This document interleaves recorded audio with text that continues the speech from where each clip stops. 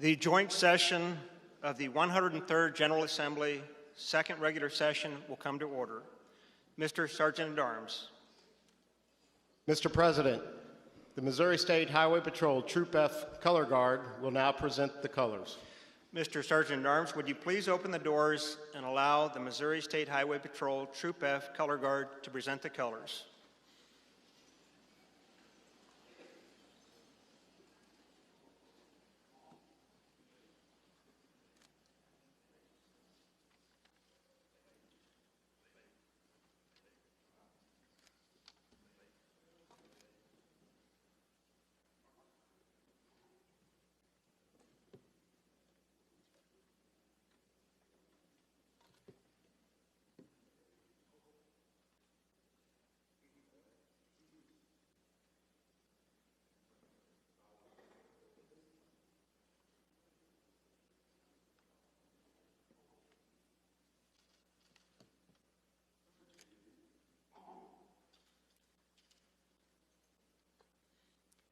I pledge allegiance to the flag of the United States of America and to the republic for which it stands, one nation, under God, indivisible, with liberty and justice for all.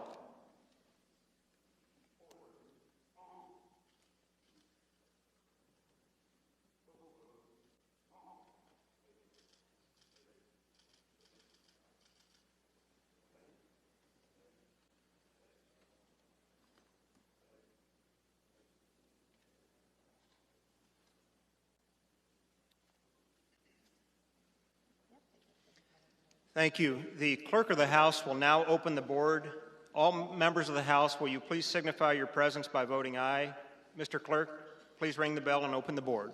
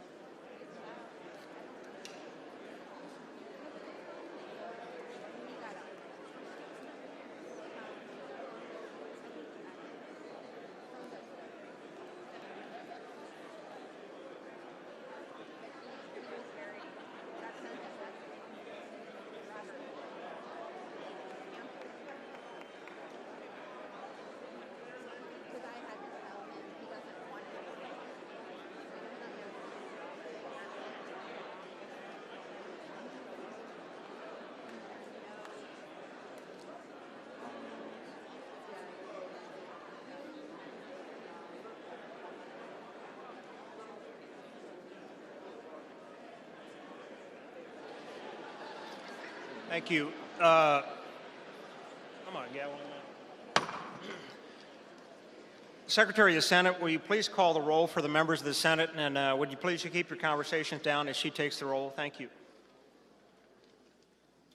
Senators Bean, Beck, Bernsketter, Black, Bratton, Brown 16, Brown 26, Berger, Carter, Searpoy, Coleman, Crawford, Fitzwater, Gregory 15, Gregory 21, Henderson, Huff, Hudson, Lewis, Lukemeyer, May, McCreary, Moon, Mosley, Nicola, Nurnburn, O'Laughlin, Roberts, Schnelting, Schroer, Trent, Washington, Weber, Williams.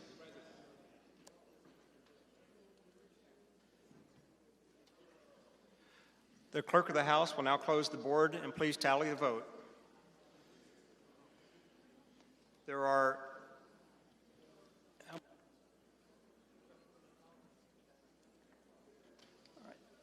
143 members of the House of Representatives voted aye, and 13 voted present. I think we have 34 members of the Senate present. A quorum has been established. Will the Joint Escort Committee for the Governor please assemble at the rear of the chamber? And those representatives would include Anderson, Hine, Prouty, Mosley, Kelly, Coleman, Durnell, Farnan, Roberts, Taylor 48. The senators of the Joint Escort Committee for the Governor include Lukemeyer, Brown, 16, Serpoy, Crawford, Bean, Beck, May, McCreary, Lewis, and Williams. As they're assembling, I'm also happy to introduce our special guest for today. To my left, please help me welcome Missouri Secretary of State Denny Hoskins, Attorney. All right.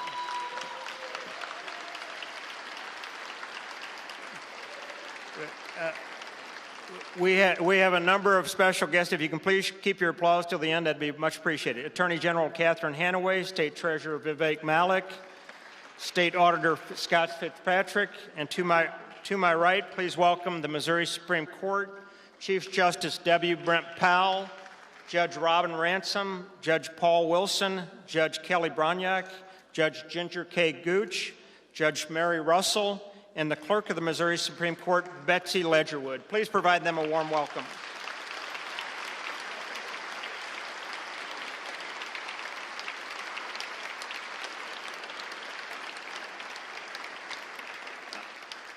I'm also very proud and pleased to introduce this afternoon our First Lady and what has turned into a good friend of my wife and me, the First Lady of the State of Missouri, Ms. Claudia Kehoe.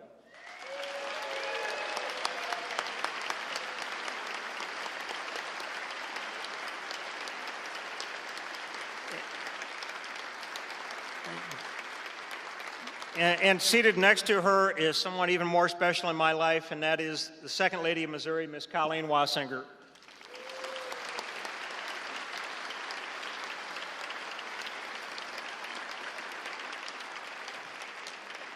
And at this time, please also help me in welcoming the following members of the Governor's Cabinet at the back of the chamber. They include Commissioner of Administration Ken Zellers, Director of Agriculture Chris Chen, Director of Insurance and Commerce Angela Nelson, Director of Conservation Jason Summers, Director of Corrections Trevor Foley, Director of Economic Development Michelle Hadaway, Commissioner of Education Carla Esslinger, Director of Health and Human Services Sarah Wilson, Commissioner of Higher Education and Workforce Development Bennett Boggs, Director of Labor Anna Hugh, Director of Mental Health Valerie Hune, Adjunct General Charles Hausman, Director of Natural Resources Kurt Schaefer, Director of Public Safety Mark James, Director of Revenue Trish Vincent, Director of Social Services Jessica Bax, and Director of Transportation Ed Hassinger. Please provide them a warm welcome.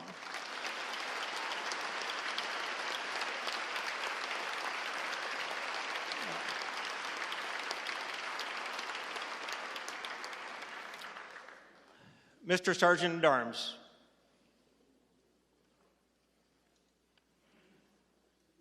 Mr. Speaker, the Governor of the State of Missouri now approaches the chamber. All right, Mr. Sergeant at Arms, would you please open the doors to allow the Governor to enter? The escort committee will escort the Governor to the dais.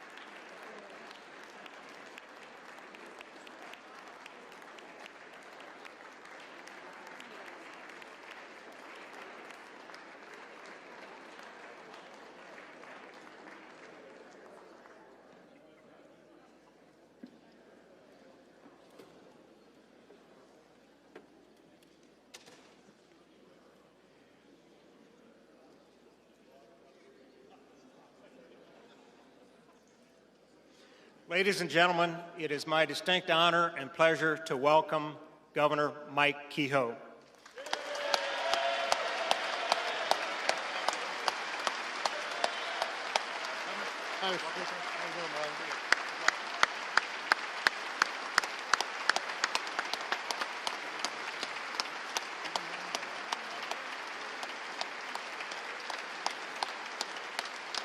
Thank you.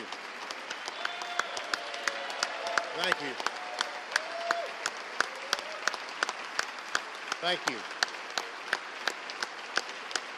Thank you. Thank you, guys. Thank you. Thank you. Thank you. That's very kind. I would have been more timely, but the Lieutenant Governor's been drinking my water up here, so I hope he doesn't have anything. Mr. Lieutenant Governor, Mr. Speaker, statewide officials, judges of the Missouri Supreme Court, members of the General Assembly, all of our esteemed guests, and my fellow Missourians. I'm so grateful to be standing before you today. Exactly 1 year ago, I stood on the steps of our Capitol, my right hand resting on the Bible, my wife Claudia by my side, our friends and family surrounding us, as I swore to the people of Missouri to faithfully perform the duties of this office. I said I would talk with anyone, I'd work with anyone, I'd root for anyone willing to join us on our mission of securing Missouri's future. That promise is what guides us in this administration every single day. This past year has been challenging, and I can admit that I have taken losses and faced hardships. We all have. But it's also shown what true Missouri resilience looks like. And like many Missourians, hard work and faith continue to be the guiding principle for Claudia and me. She's been by my side through it all.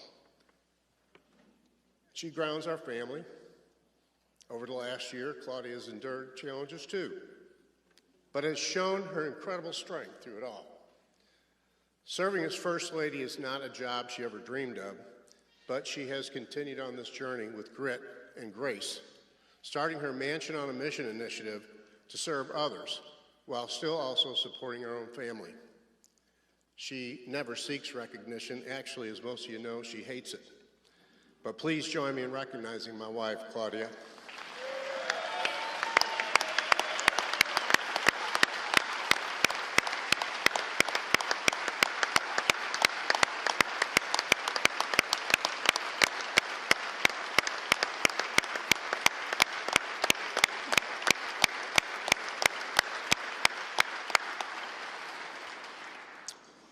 I'll be in trouble for that later.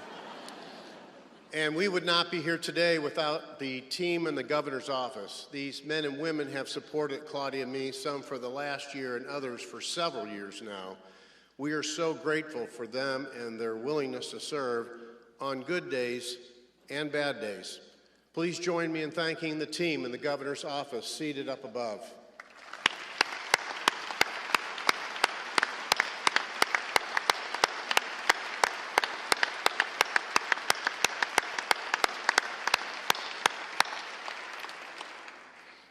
So today I stand before you at this dais, still incredibly grateful for and humbled by the trust Missourians place in us, yet energized by the work still ahead. Because today isn't just about reflecting on where we've been over the last year, it's about recommitting ourselves to where we're going. As our nation approaches its 250th birthday, Missouri's story remains inseparable from America's. From the gateway to the west, where two young men set their sights on discovering a new horizon, to innovation exemplified at Missouri's military bases that change how America defends itself. From rivers that power trade and opportunity to the generations of farmers, builders, innovators, and manufacturers, Missouri has never sat on the sidelines of history. We helped write it and will continue to do so in the years ahead. And so, it's 250 years later, we continue to build on the foundation of this great American experiment. We must recognize that now we join the ranks of those who shaped it. It's as architects of our nation's history. We're not charged not only with preserving what we inherited, but with strengthening it for those who come next. That responsibility includes securing the American dream for those willing to work for it and protecting the values that built this state and nation while building a foundation for growth strong enough to support not just the next year or the next term, but the next generation of Missourians. The clearest test of whether we are serious about discipline and growth is how effectively government does its work to best serve the people. Our administration is blessed to have the leadership of dedicated public servants who understand the goal of improving state government. Would the members of my cabinet, actually your cabinet, please stand to be recognized in the upper gallery.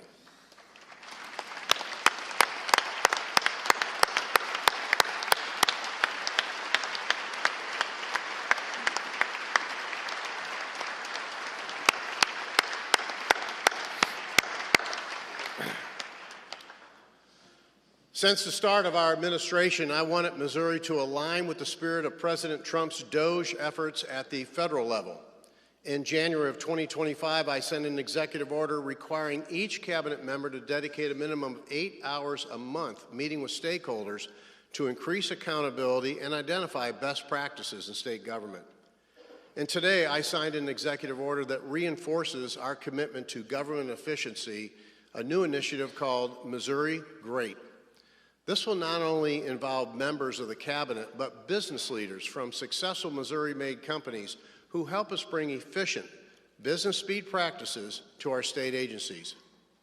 They will recommend solutions to both my office and the General Assembly, you, the General Assembly, to increase efficiency, eliminate waste, and improve accountability.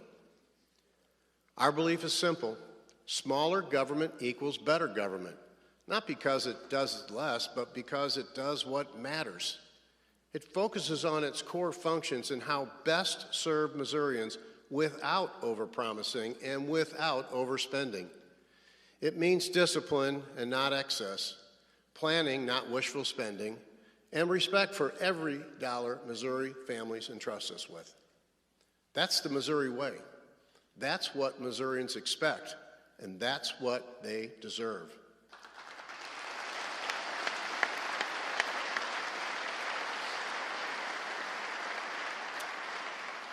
As governor, I have a constitutional obligation to balance the budget. Simply put, the days of excusing budgetary decision with fund balances and so-called surpluses are simply over. State government has to return to how budgets looked before COVID-19. Over the past few months, my staff and I, along with our budget experts, have worked through the state operating budget to identify programs that no longer best serve our state or that we cannot afford in today's budget climate. Today, I'm recommending a budget that I believe puts conservative values in action. Our recommendation proves that state government can live within its means and our economy can grow and deliver results for the taxpayers all at the same time. This budget cuts more than $600 million from the core, starting to correct a future spending imbalance of potentially over $2 billion. Additionally, our recommendation works to bring ongoing spending back in line with ongoing revenues, all while meeting priority and mandatory spending requirements such as the Medicaid match, child care subsidies, and disaster relief, all without cutting core funding for higher education and without cutting the K-12 funding formula. Last legislative session, we provided a record funding for the K-12 education formula, an increase equivalent to 10 years of funding increases. And remember, Missouri is one of only 3 states that have Medicaid expansion funding required in our Constitution. That limits the ways we can balance the budget. Since fiscal year 22, if you leave with nothing, please remember this: over 3,400 new budget items have been added at the cost of nearly $13 billion in new general revenue spending. Again, that's just general revenue. This does not include federal dollars. All of this demonstrates the historic imbalance we now must fix. Auditor Scott Fitzpatrick really recently emphasized this very issue, and I appreciate his understanding of the seriousness of this reality. Government has clearly grown too large. Many in this building, and I'm not just talking about legislators here, will be tempted to reverse these cuts to restore this spending. And while that's certainly your prerogative, any reversal or spending item must have a pay for. My commitment to Missourians is clear. When I take action on this budget in June, it will be balanced. When conservative budget discipline is matched with strategic investment, decisive legislation action, and aggressive business recruitment, responsibility and growth will go hand in hand. Missouri can deliver both. That's how you build a foundation. That's how you unlock opportunity, and that's how Missouri grows.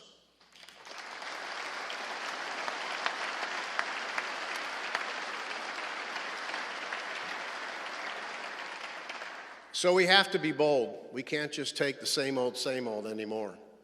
Missouri brings real strength to the table when recruiting jobs and investment, but when we're competing against states like Tennessee and Texas, states with no individual income tax, too often the conversation ends before it truly begins. And the consequences are real. Missouri's population is stagnant. Over the past decade, our economic growth has been average at best. That's not a trend we should accept, and it's one we cannot afford to continue. The issue at hand here is competitiveness, and competitiveness starts with our tax code. Missouri's tax structure must evolve. I'll go one step further. I'm tired of being in the middle of the pack. I'm tired of pretending like merely keeping pace with everyone else is good enough. Political expediency has confused survival with success. From our cities to our small towns, I hear the same message. It's time to compete. It's time to win. And it's time to show the country what the Show Me State is truly made of.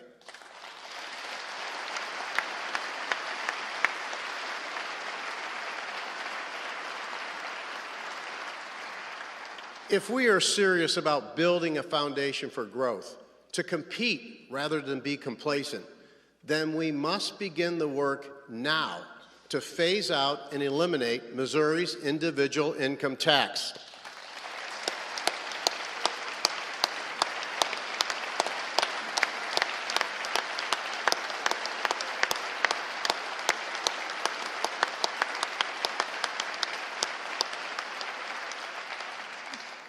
You see, we can do both. We can maintain a balanced budget that supports essential services and pursue a tax policy that improves Missouri's competitiveness, because this will be done deliberately, it will be done responsibly, and it will be done sustainably. The first step is straightforward, gaining approval from Missourians at the ballot box this year. And that's why I'm calling on the members of this chamber to pass a joint resolution this session, placing this proposal before voters. The question to Missourians will be clear. Should Missouri begin a phased elimination of the individual income tax with a full repeal within the next 5 years? Thank you to Speaker Patterson and to Senator Trent for your leadership in sponsoring this legislation.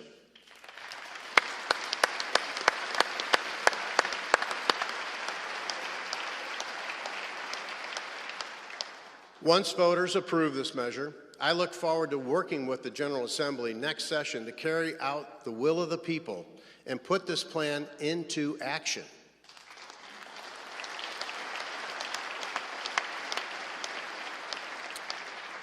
The current tax system was designed for a checkbook economy. Think about that. Our plan pairs tax relief with closing loopholes. Today, much of our commerce happens through monthly subscriptions and digital services like online advertising, e-books, and AI platforms that fall outside of our current sales tax base. Their billionaire owners don't pay. When these types of modern services are taxed, it will create a new revenue for local governments. These increases will need to be offset by reducing local taxes like property tax, a high priority for Missourians and many of us in this room.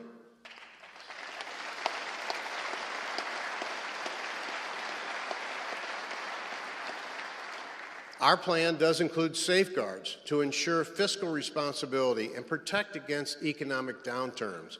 by requiring triggered reductions to the income tax rate. Eliminating the income tax is not about runaway sales taxes, and I will never support extending sales taxes on agriculture, health care, or real estate, period.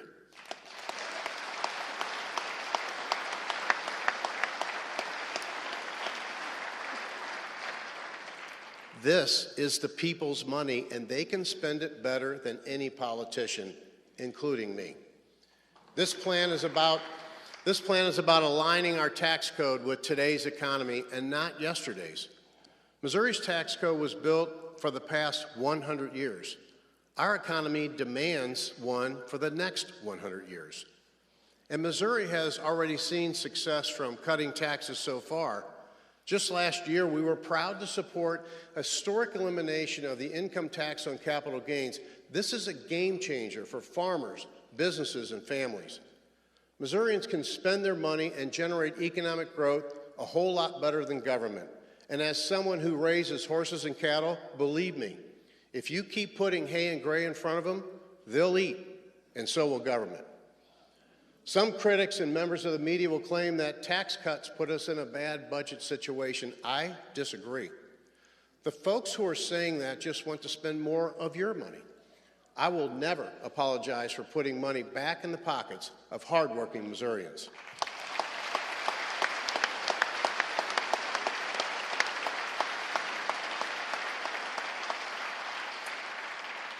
But it's not just tax policy that will make Missouri competitive.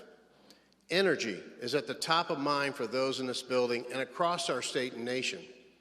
We made historic progress last year by signing Senate Bill 4 into law. However, we must also look to a sustainable long-term solution for our growing energy demands. And that's why today I am proud to announce that Missouri and this administration is all in on nuclear.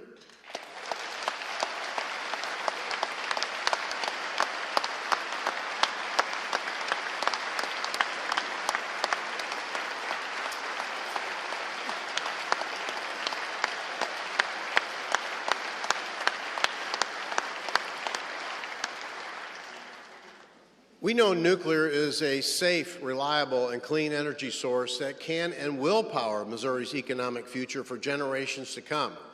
So I'm calling on the General Assembly to pass Senator Searpoy and Representative Hurlburt's update to Missouri's renewable energy standard. Before this address, I signed an executive order establishing the Advanced Nuclear Energy Task Force to build on the work being led by President Trump at the federal level and promote nuclear energy deployment in Missouri.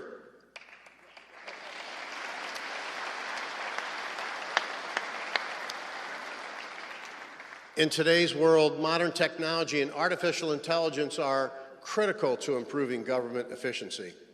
So I actually signed a third executive order ahead of this address that will reinforce Missouri's commitment to safely and effectively use AI in state government operations, building upon the initial success we have already seen. This executive order will also support our state's role in, as President Trump calls it, the space race of our time, and ensure that our policies around AI are both pro-business and pro-consumer. Missouri is open for AI, and we are open for business.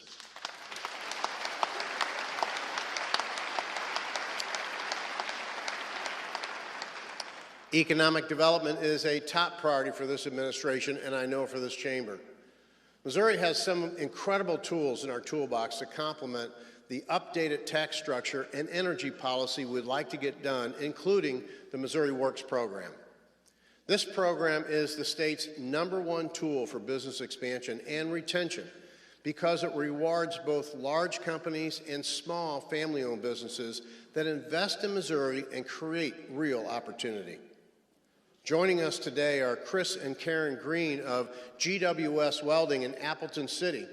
What began in a rented two-car garage now operates a nearly 52,000 square foot manufacturing plant with more than 100 dealers in 21 states. With the help of the Missouri Works program, GWS expanded their livestock feeding and handling equipment production this year, reinvesting in their people, their community, and the state. Please join me in welcoming the Green family. Would you please stand to be recognized?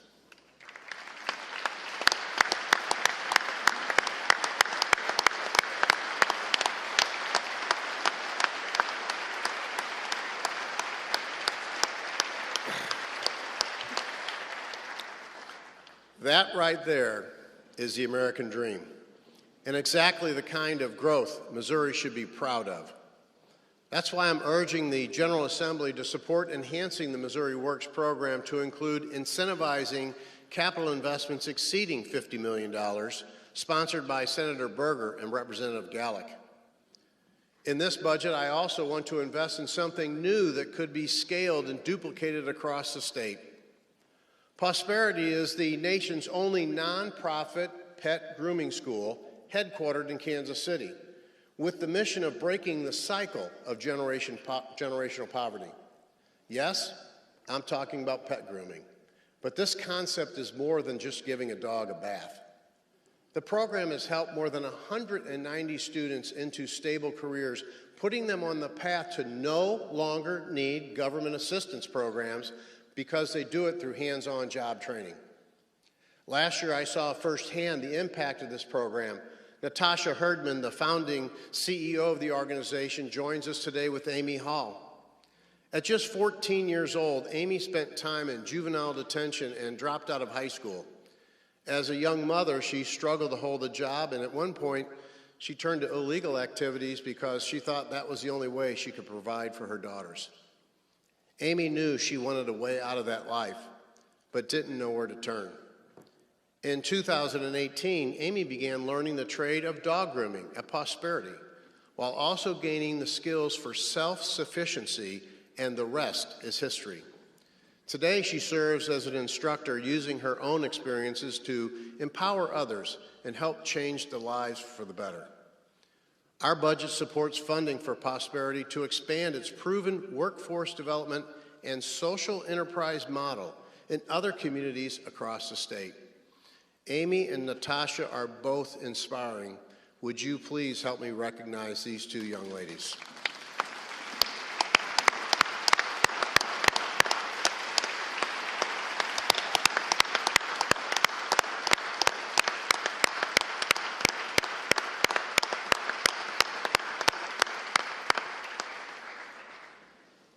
You might recall that a year ago today, I signed 6 executive orders to launch our Safer Missouri initiative. A piece of this included coordinating regional efforts to arrest dangerous fugitives through Operation Relentless Pursuit, which has now led to the arrest of over 1,100 criminals across our state.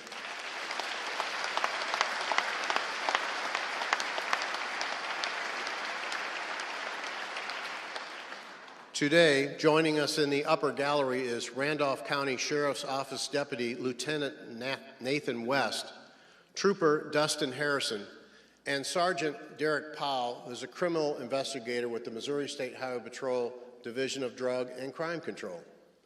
On October 12th, during an Operation Relentless Pursuit investigation in Paris, Missouri, involving a Rawls County murder, officers searched a suspect's residence and located the suspect hiding in a bathroom.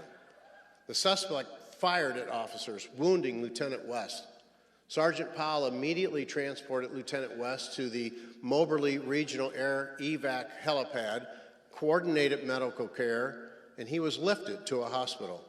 Trooper Harrison remained at the scene to maintain security and coordinate responding emergency services. Lieutenant West was later released and now has returned to duty.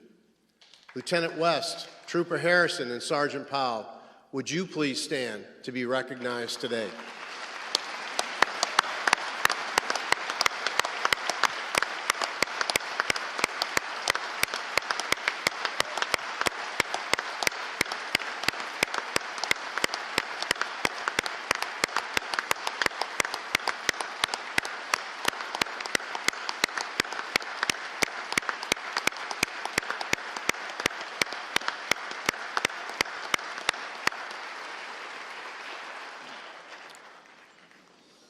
I appreciate the service of these men and women and their families and all law enforcement professionals.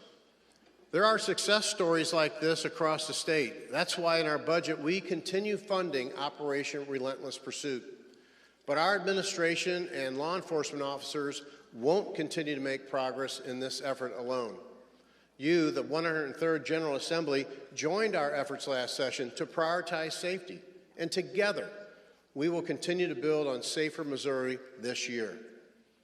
Our Missouri Blue Shield program received $10 million in funding from the General Assembly, allowing for just over 200 communities to receive grants of $50,000 for law enforcement training and equipment.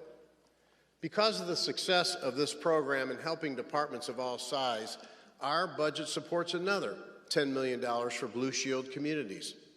Additionally, I am proud to report that the Public Safety Recruitment and Retention Act had over 700 applications for the 2026 through 2027 school year. That's why, once again, I'm recommending $5 million in our budget for those scholarships. Thank you, Senator Gregan and Representative Hinman.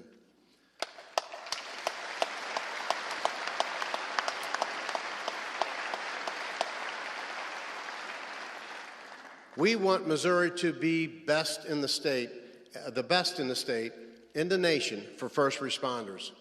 And our efforts on recruitment and retention are already paying off. In 2025, we had more than 1,200 peace officer licenses issued. That's the highest number in 1 year since 2012. That's 1,200 more law enforcement officers protecting our community, our families, and our way of life. That's what this is all about.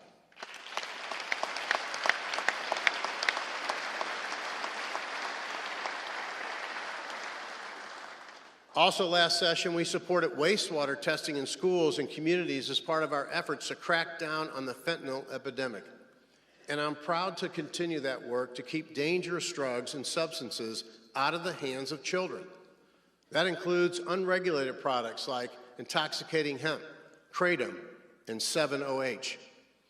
In August, I made the historic appointment of Catherine Hanaway as Missouri's Attorney General. Since taking office, she has been hard at work, focusing on fighting crime, protecting consumers, and defending the Constitution. She has also been a leader in fighting against these opioid-like drugs for the protection of minors. Thank you, Attorney General Catherine Hanaway.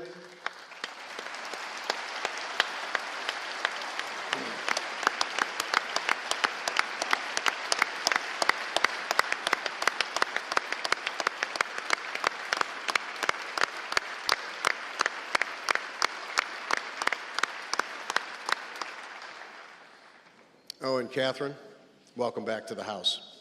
I mean, she got more applause than Monsignor Kawicki did. We have a great statewide team, and I know that the Lieutenant Governor introduced them earlier, but I can tell you that these men and women are an incredible pleasure to serve with because they carry Missouri's conservative Christian family values every day, and I'm grateful for our statewide partners here. I urge the General Assembly to continue modernizing the tools available to law enforcement. As incidents at home and abroad have demonstrated, drones can be purchased by anyone, anywhere, and can be equipped with explosives, contraband, and any manner of weaponry. The General Assembly must pass legislation with an emergency clause regarding the use of unmanned aerial vehicles and law enforcement action.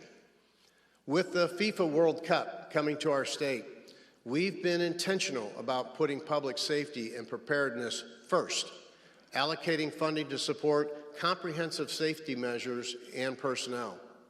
Our budget also invests in the Missouri State Highway Patrol, the Missouri National Guard, and the Missouri Disaster Management Teams to provide security and medical support at the matches and Fan Fest events, ensuring fans, families, and visitors are protected. I'm asking the General Assembly to support these new decision items. This is Missouri's chance to showcase Kansas City and our entire world, and our entire state to the world, and it must be safe.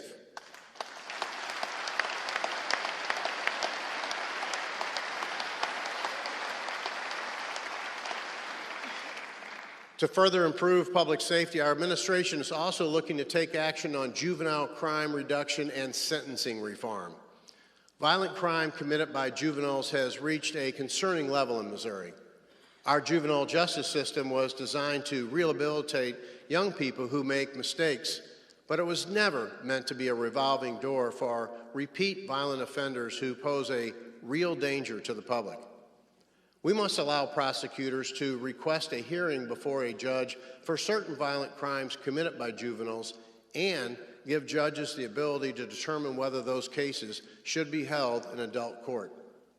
Juveniles would still remain in juvenile facilities and continue receiving services, but this reform would add accountability where it is needed the most. I asked the General Assembly to pass Senator Schroer and Representative Christ's legislation to stop this revolving door.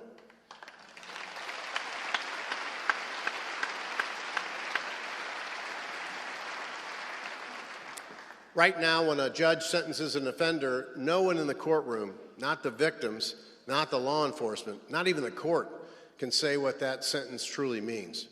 That lack of transparency undermines confidence in the system. I support the sentencing reform sponsored by Senators Trent, Nicola, and Carter, and Representatives Black, Cook, and Hardwick. This will bring common sense and clarity back to the courtroom so Missourians can have greater trust in how justice is carried out. Together, these efforts are a critical part of our Safer Missouri package and our commitment to making Missouri a better place to work and raise a family. Because in Missouri, we do value families, and we value a culture of life. That includes pregnant women and their unborn children. I asked the members of the General Assembly to support Representative Williams' efforts to allow pregnant women facing abuse to finalize divorce proceedings. This bipartisan common sense bill, and it protects vulnerable women.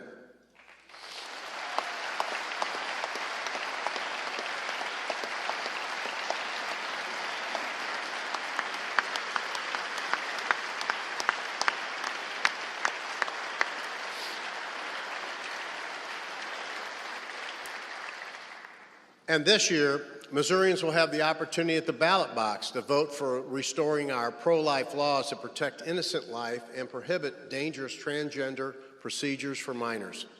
Amendment 3 reflects Missouri's longstanding commitment to life and standing with women.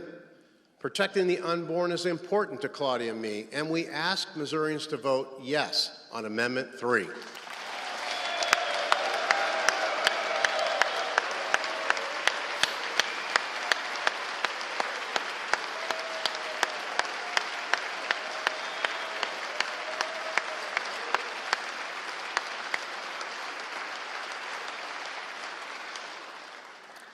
And while strong communities are built on protecting life through both safety and stability for much of Missouri, that stability begins with agriculture. From row crops to livestock, from research fields to rural main streets, agriculture remains one of the strongest foundations of Missouri's economy, because when agriculture is strong, Missouri is strong.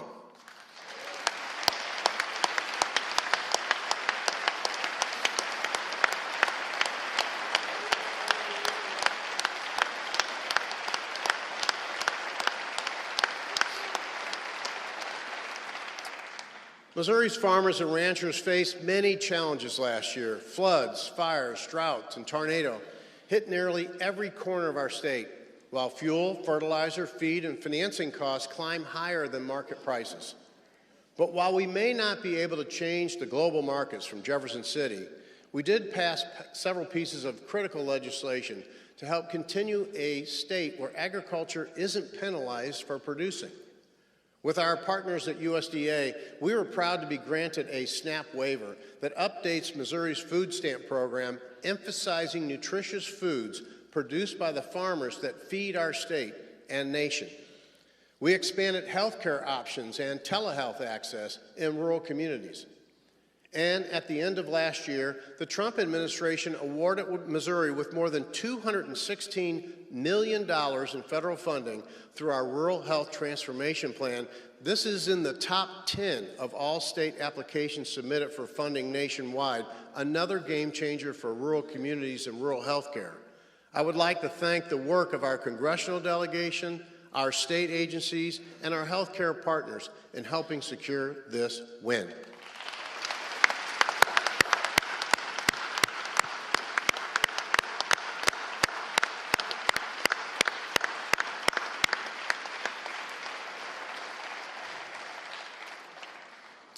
I'd also like to thank a couple of more folks and Representative Burns for working with our congressional delegation to require the federal government finally compensate victims of radioactive waste exposure. And I'm a supporter of efforts from Senator O'Laughlin to put basic guardrails around industrial solar developments that are dividing our rural communities. Because we have to protect our resources for the generations to come. Last year, for the first time ever, we included ongoing funding for Missouri FFA. As Claudia and I traveled the state, we were able to see the Ag Education on the Move program in action in Morgan County. This program, in partnership with Missouri Farmers Care, empowers FFA leaders across the state to go into elementary classrooms and teach hands-on lessons in agriculture. It truly is the next generation teaching the next generation. With us today are the President and Vice President of the Milan FFA chapter, Lexus Fordyce and Hayden Courtney. Lexus and Hayden are seniors at Milan C2 schools in Sullivan County, and in addition to their many school leadership positions and involvement, serve as Ag Education on the Move student teachers, working alongside their chapter to teach over 60 third graders. Our budget funds FFA again, so that programs like this continue to benefit the next generation of agriculture leaders. Would you please join me in recognizing Lexus and Hayden and FFA members all across our state?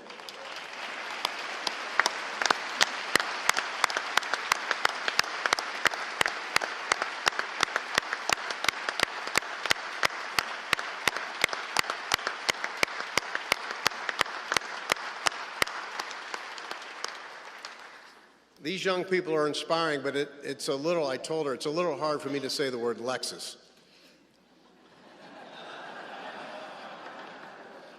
You'll get it in an hour. Growing Missouri requires giving that next generation access to the opportunity and tools they need to succeed. Last year, we took an important step forward by including $50 million in general revenue funding to strengthen the Mo Scholars program. That investment was grounded in a simple belief: families deserve options, and students deserve an education that actually fits their needs.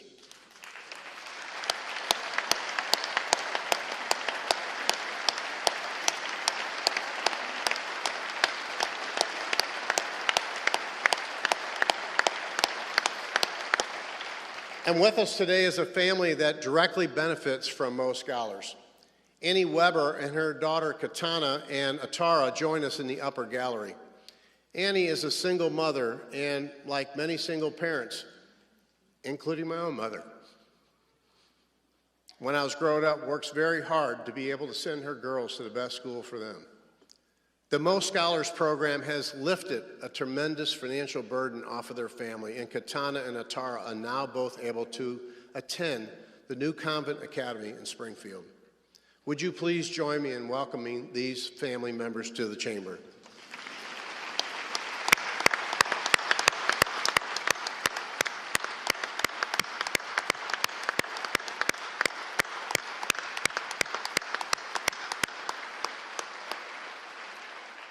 I appreciate Treasurer Malik for really working hard to get this implemented. And our budget includes a recommendation this year to add an additional $10 million to the Mo Scholars program for a total of $60 million, because this program is working and Missouri families are counting on it.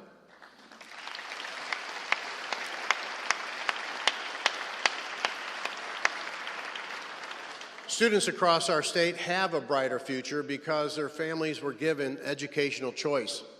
They remind us that when we put students first, opportunity follows. Thanks to the One Big Beautiful Bill Act and the work of our federal delegation, Missouri will opt in to the new federal scholarship tax credit program. Beginning in calendar year 2027, this program directs private dollar investment towards student scholarships, allowing Missourians to receive up to $1,700 in federal tax credits for investing in students.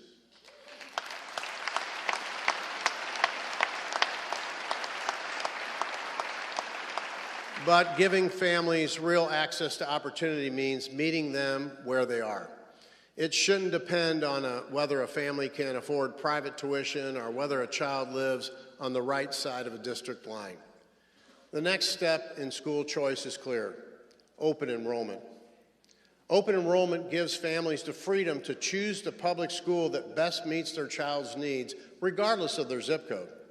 It's about fairness, it's about access, and it's about making sure no child's future is limited by their address.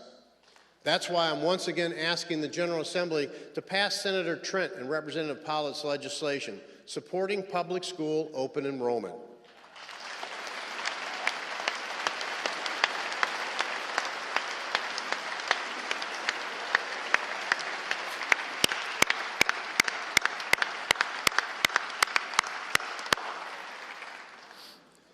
In the meantime, we're including $7.5 million in our budget to make open enrollment a reality as soon as possible. Again, open enrollment is not about weakening public education, it's about strengthening it. Because when families have choices, schools are pushed to innovate, they're pushed to improve and respond to the needs of the students they serve. Expanding access must go hand in hand with accountability. Parents deserve clear, easy to understand information about how schools are performing so they can make the best decision for their children. That is why today I signed another executive order creating a statewide school accountability A through F grade card. Missouri's current accountability system places too much weight on administrative process rather than student success, and it does not give a straightforward picture of how schools are actually performing.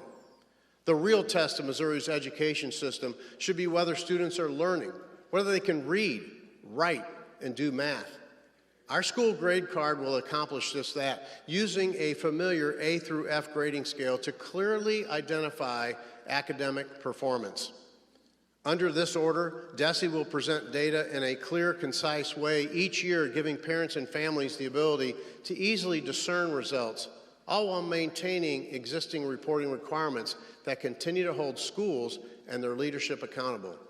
And I encourage the General Assembly to advance similar legislation sponsored by Senator Ben Brown and Speaker John Patterson. Accountability isn't about inputs, it's about outcomes. And one of the clearest measures of success is whether students graduate ready for the real world. That commitment to real-world readiness starts in the classroom. Last year, we implemented a bell-to-bell cell phone ban in our schools, and the results speak for themselves. We're hearing from educators that lunchrooms are louder, classrooms are more focused, and students are more engaged with each other, building real-world social skills without the constant pull of a screen. As we modernize opportunity and outcomes, we must also ensure our public education funding model reflects today's realities and tomorrow's responsibilities. While my budget recommendation for fiscal year 26 included the largest increase since the foundation formula was created, the General Assembly chose to spend an additional $297 million on top of this historic recommendation. Although funding education is a priority for me, the current formula simply does not work. I look forward to seeing the results of the School Funding Modernization Task Force work on my desk come this December. But until then, the record investment in K-12 education received last year will provide school districts with stability. Again, we are not cutting core K-12 funding. Only a bureaucrat would say that continued record funding is somehow a cut. And finally, as we talk about education and student success, we can't overlook the role athletics and other extracurricular activities play in building leadership, teamwork, and resistance. That's why the organizations overseeing these programs must operate with transparency and accountability, always putting students first. This is not happening now, and I look forward to legislation sponsored by Senator Bean and Representative Cook establishing a governing oversight board for MSHA.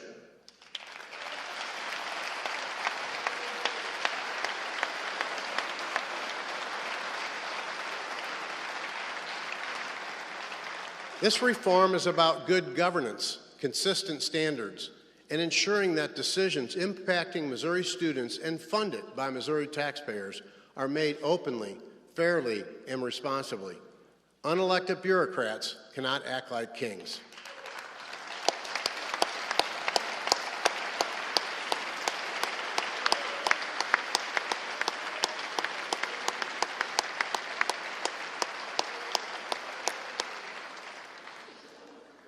But the state of the state is not really about budgets. It's not really about politicians. It's about Missourians. So before I close, I want to recognize the Missourians that showed us what true heroes look like over the past year. We will be sharing several stories, so please hold your applause to the end. In 2025, communities across the state were tested time and time again with flooding, severe storms, wildfires, and tornadoes. President Trump approved 5 federal disaster declarations, more than any other state, which affected 41 counties and the city of St. Louis. In the moments of uncertainty, when families were afraid and communities were shaken, our first responders and disaster response teams, they did not hesitate. They ran towards danger.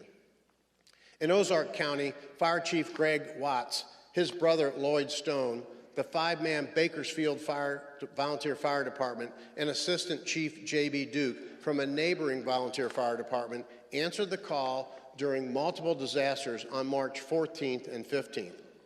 Battling wildfires and tornado damage, they drove through unsafe debris in their personal vehicles to save a woman from bleeding out when an ambulance couldn't make it. Just a few weeks later, when many of those same counties were once again hit by storms, tornadoes, and flooding, Butler County Emergency Management Director Robbie Myers played a pivotal role in leading recovery efforts through the coordination of volunteer organizations and local, state, and federal partners. Local emergency managers like Robbie continue to be crucial in helping Missourians recover from disasters. In April, West Plains Fire and Rescue Lieutenant Bud McMillan led his team members, including Lieutenant Drew Finley, Engineer Corbin Thompson, firefighter Jeremiah Jones, and farmer firefighter Chris Brocklebank in responding to historic flooding, pulling victims out of vehicles, and saving the life of a fellow firefighter who had been pinned against a tree after being swept off the road. And on the afternoon of May 16th, an EF3 tornado struck St. Louis, putting Missouri's first responders to the test once again. I'll never forget being on the ground that next day in St. Louis, just blocks from where I grew up, the morning after the destruction, and seeing the work of the first responders and community leaders in action, including the men and women of the St. Louis Metropolitan Police Department under the leadership of Chief Robert Tracy. Probationary Officer Dakota DeClerc, who was just 1 month out of the academy at the time, his field training officer, Kenneth Schmittgens, and Officer Sarah Jordan carried survivors from the rubble and cleared debris in dangerous conditions. The body cam footage of their work is truly inspiring and shows the length that officers will go to help their neighbors. Missouri Task Force 1 deployed to St. Louis, where they worked with St. Louis City Fire Department and the St. Charles County Metro Strike Team to search damaged structures and save lives. Randy Sanders bravely led this deployment. The task force is one of 28 urban search and rescue teams in the United States, managed by the Boone County Fire District, led by Chief Doug Westhoff. And our Missouri National Guard supported relief efforts in St. Louis with Captain Glenn Longenberl and First Sergeant Travis Hilbert, serving as the command team responsible for providing critical engineer support. Leading a platoon of 32 soldiers, they coordinated and executed debris removal operations, removing hundreds of truckloads of wreckage. Their leadership played a vital role in stabilizing the community and laid the groundwork for recovery that continues today in St. Louis. Would all of these brave men and women please stand and be appropriately recognized for your actions?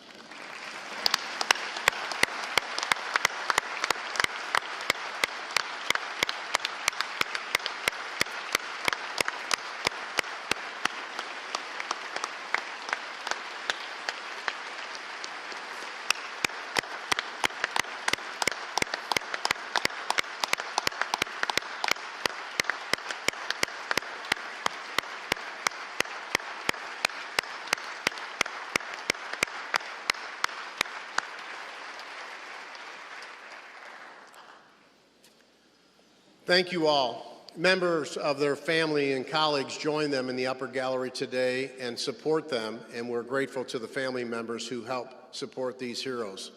To each of you and all the first responders and emergency personnel and their families across the state, we thank you for your service to the people of Missouri. Each of these stories and the stories of thousands of others who stepped up carry courage, sacrifice, and quiet heroism that cannot be summarized in minutes or words. But they are truly what makes the state of the state all about. They remind us of this: when Missouri is tested, Missourians answer the call.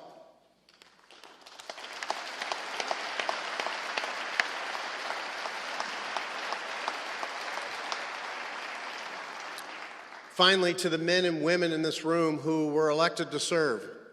Over the last year, we've come together for one regular session, 2 special sessions, and just about everything in between. And throughout it all, there have been times when tensions ran high, and we found it easier to see each other's differences before our similarities. But as we leave this chamber today, let us remember that beyond party labels, beyond floor speeches, and beyond the noise, we are here for a higher purpose. It's our job to serve not as Republicans or Democrats, not as urban or rural, but as Missourians, putting our values first, working together when it matters most. When the days get long and your efforts seem to go unnoticed or unappreciated, remember what an honor it is to be exhausted by this challenge we chose to take a part in.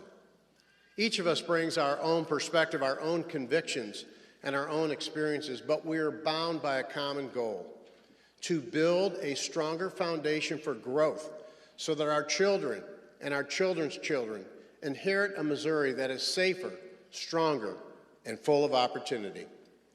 May God bless each of you. May God bless the United States of America. And may God continue to bless this great state of Missouri.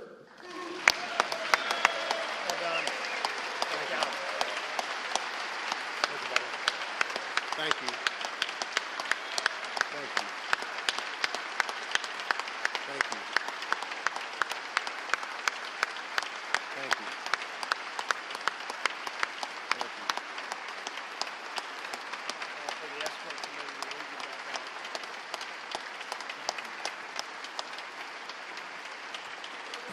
Thank you, Governor.